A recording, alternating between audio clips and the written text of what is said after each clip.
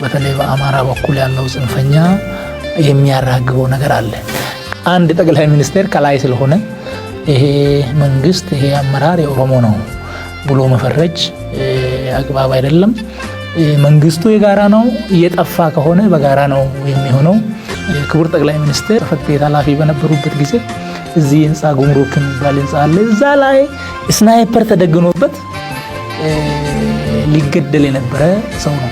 የኢትዮጵያን ፖለቲካ ምህዳሩን ቀይረናል። ሸገር ላይ ማየት ይቻላል፣ እንጦጦ ላይ ማየት ይቻላል። ኢትዮጵያውያን ተስፋ እንዲያዩ መበልጸግ እንደምንችል በሀገራችን በጣም ሰፊ የብልጽግና እድል እንዳለ በጎረቤታችን በአካባቢያችን ያንን እይታ ቀይረናል። እዚህ ጊዜ ውስጥ መንኮራኩር መጥቋል። ምናልባትም ይሄ የዝናብ